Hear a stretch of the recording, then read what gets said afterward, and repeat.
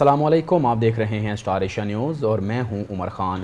Bulletin میں سب سے پہلے بات کریں گے مہلک کورونا وائرس کی۔ پاکستان میں کورونا کے متاثرین تیزی سے بڑھنے لگے۔ ملک بھر میں کورونا کے تصدیق شدہ کیسز کی تعداد 1,44,478 تک جا پہنچی، جبکہ ایک دن میں 97 افراد جاں بحق ہو گئے، جس کے بعد اموات کی مجموعی تعداد 2,729 ہو گئی۔ National command and operation centre کے تازہ ترین اعداد و شمار کے مطابق گزشتہ 24 گھنٹوں کے دوران 5,248 نئے کیسز رپورٹ ہوئے۔ پنجاب میں 54,138، سندھ میں 53,805، خیبر پختونخوا میں 18,013، بلوچستان میں 8,177، گلگت بلتستان میں 1,119، اسلام آباد میں 8,569، جبکہ آزاد کشمیر میں 647 کیسز رپورٹ ہوئے۔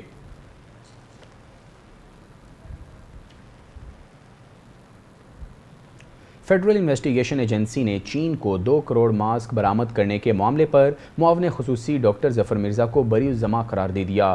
معاون خصوصی برائے صحت ڈاکٹر ظفر مرزا کو 2 کروڑ ماسک چین برآمد کرنے کے الزام میں بری کر دیا گیا۔ اس سلسلے میں ینگ فارماسسٹ ایسوسی ایشن ثبوت پیش نہیں کر سکی۔ انکوائری کمیٹی نے تحقیقات روکنے کی استدعا بھی کر دی۔ ایف آئی اے نے پاکستان ینگ فارماسسٹ ایسوسی ایشن کی جانب سے 25 فروری کو بھجوائی گئی درخواست پر مکمل چھان بین کے بعد اپنی رپورٹ میں کہا کہ معاون خصوصی ظفر مرزا کا ماسک برآمد کرنے کے لیے پرمٹ کے اجرا سے تعلق ثابت نہیں ہوا۔ درخواست گزار اپنے الزام بارے کوئی شواہد پیش نہیں کر سکا۔ ایف آئی اے کا کہنا تھا کہ ڈرپ نے 30 جنوری کو حفاظتی اشیاء کی برآمد پر پابندی لگائی تھی۔ ڈرپ نے ماسک برآمد کرنے کے لیے چینی کمپنیوں کو پرمٹ جاری کیے اور ماسک برآمد کرنے کی اجازت قواعد و ضوابط کے تحت دی گئی۔ ترجمان دفتر خارجہ بھارتی وزیر خارجہ کے بیان کی شدید مذمت کرتے ہوئے کہا کہ یہ بی جے پی حکومت کا آزاد کشمیر سے متعلق ایک اور جھوٹ ہے۔ عائشہ فاروقی نے کہا کہ بھارتی وزیر دفاع کا بیان پاکستان کے خلاف لا علاج جنون کا عکاس ہے۔ بھارتی حکومت آزاد کشمیر پر بات کرنے کی بجائے مقبوضہ کشمیر میں بند لاشیں ختم کر رہی ہے۔ یہ بیان ریاستی دہشت گردی اور انسانی حقوق کی سنگین خلاف ورزیوں سے توجہ ہٹانے کی کوشش ہے۔ ترجمان دفتر خارجہ نے کہا کہ 5 اگست تک بھارتی اقدام کا مقصد مقبوضہ کشمیر میں آبادی کا تناسب تبدیل کرنا ہے، کشمیریوں کو کمزور اور حق سے محروم کرنا ہے۔ ان کا کہنا تھا کہ بی جے پی حکومت کشمیریوں پر بندوق کے ذریعے اپنے فیصلوں پر عمل درآمد چاہتی ہے۔ اگست 2019 سے اب تک سینکڑوں معصوم کشمیریوں کو ماورائے عدالت قتل کیا جا چکا۔ وہاں کا مقامی میڈیا سینسرشپ کا شکار ہے اور اختلافی آوازوں کو دبایا جا رہا ہے۔ دنیا کورونا سے لڑ رہی ہے اور بھارتی افواج جعلی مقابلوں میں شدت لا رہی ہے۔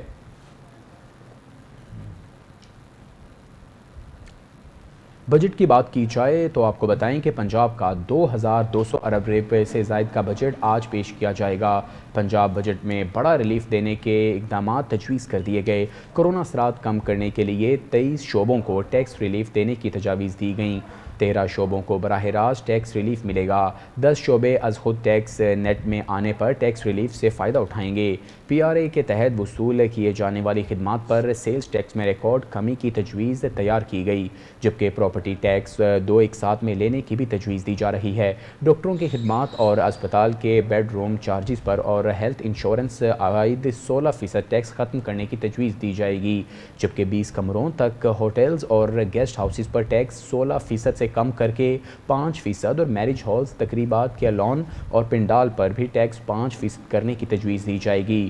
Health care, gym, fitness centre, property dealer اور rent a car service, cable operators, automobile, dealers اور اپارٹمنٹ مینجمنٹ سے بھی 5% ٹیکس وصولی کی تجویز ہوگی۔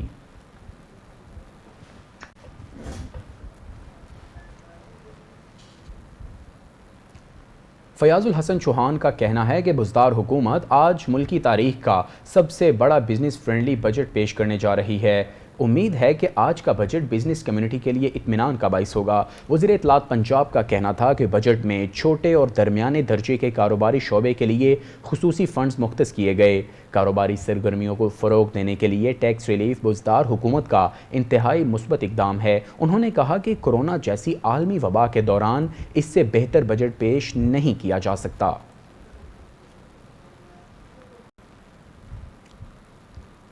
وفاقی وزیر فواد چودھری نے عید الاضحیٰ کی تاریخ کا اعلان کر دیا۔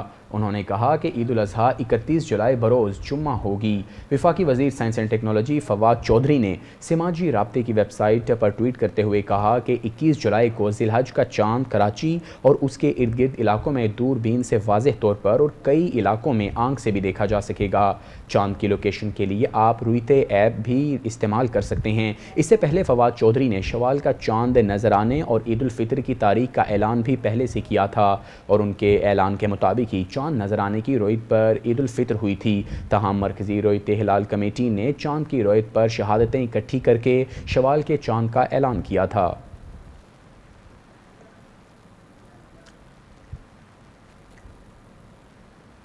اسلام آباد کی مقامی عدالت نے سابق وزیر اعظم بے نظیر بھٹو پر مبینہ الزام تراشی کرنے والی امریکی خاتون سنتھیا ریچی کے خلاف ایف آئی اے کو مقدمہ درج کرنے کا حکم دے دیا۔ اسلام آباد کے ایڈیشنل سیشن جج جہانگیر آوان نے امریکی خاتون سنتھیا ریچی کے خلاف اندراج مقدمے کی درخواست پر 13 جون کو محفوظ کیا گیا فیصلہ سنایا۔ عدالت نے سنتھیا ریچی کے خلاف مقدمہ درج نہ کرنے کا حکم دینے سے متعلق وفاقی تحقیقاتی ایجنسی کی درخواست مسترد کر دی۔ پاکستان پیپلز پارٹی اسلام آباد کے صدر شکیل عباسی نے شہید بے نظیر بھٹو پر الزامات عائد کرنے پر امریکی خاتون کے خلاف ایف آئی اے میں مقدمہ درج کرنے کی استدعا کی تھی۔